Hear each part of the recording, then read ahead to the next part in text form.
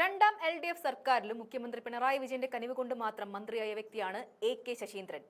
NCP Kerala ഘടകത്തിന് കേരളത്തിൽ വലിയ തേരോട്ടമൊന്നും ഇല്ല. എന്നിട്ടും LDFന്റെ കരുത്തിൽ എലത്തൂരിൽ നിന്ന് തുടർച്ചയായി മൂന്നാം വട്ടവും വിജയിച്ച ശശീന്ദ്രൻ മന്ത്രിക്കുപ്പായം അണിഞ്ഞു. ആദ്യ പിണറായി വിജയൻ സർക്കാരിൽ ഗതാഗത വകുപ്പ് മന്ത്രിയായിരുന്നെങ്കിൽ രണ്ടാം വട്ടം വനം വകുപ്പിന്റെ ചാർജാണ് LDF ശശീന്ദ്രൻ നൽകിയത്. LDF സർക്കാരിൽ ആരോഗ്യ വകുപ്പ് കഴിഞ്ഞാൽ നിലവിൽ ഏറ്റവും പരാജയമായ വകുപ്പ് വനം വകുപ്പാണ്.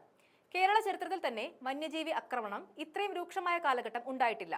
എന്നിട്ടും വെറുതെ നോക്കി നിൽക്കുന്ന മന്ത്രിയായി മാത്രം ശശീന്ദ്രൻ സർക്കാരിൽ ഒതുങ്ങി.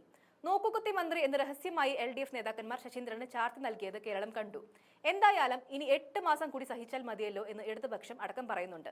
അതിനർത്ഥം ഇനി ഒരു അംഗത്തിന് ബാല്യം ശശീന്ദ്രന് ഇല്ല എന്നതാണ്. എലത്തൂരിൽ 2011 രൂപീകൃതമായ നിയോജക മണ്ഡലമാണ്. അന്ന് മുതൽ NCPയിലൂടെ ഇടതുപക്ഷം എലത്തൂർ പിടിച്ചു.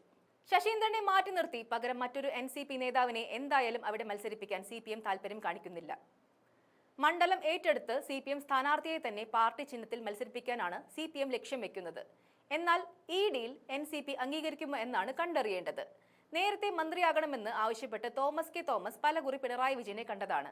ദേശീയ അധ്യക്ഷൻ ശരത് പവാറിന്റെ കത്ത് പോലും പിണറായി വിജയന് കൈമാറി. എന്നാൽ ഉറ്റ സുഹൃത്ത് ശശീന്ദ്രനെ കൈവിടാൻ പിണറായി വിജയൻ തയ്യാറായില്ല. തോമസ് കെ തോമസിനോട് താല്പര്യമുണ്ടെങ്കിൽ മാത്രം LDFന്റെ ഭാഗമായി നിന്നാൽ മതിയെന്ന നിലപാടാണ് CPM സ്വീകരിച്ചത്.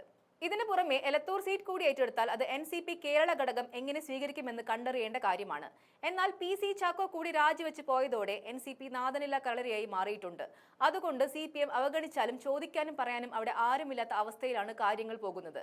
എലത്തൂർ ഏറ്റെടുക്കുകയാണെങ്കിൽ കണ്ണൂരിന്റെ സുരക്ഷിതത്വം വിട്ട് മന്ത്രി മുഹമ്മദ് റിയാസ് അടക്കം ചിലപ്പോൾ മത്സരിക്കാൻ എത്തിയേക്കും. ഇടതുപക്ഷത്തിന് ഏറെ വളക്കൂറുള്ള മണ്ണാണ് എലത്തൂർ. വലിയ വീർപ്പൊഴുക്കാതെ തന്നെ വിജയിക്കാൻ സാധിക്കുന്ന മണ്ഡലം.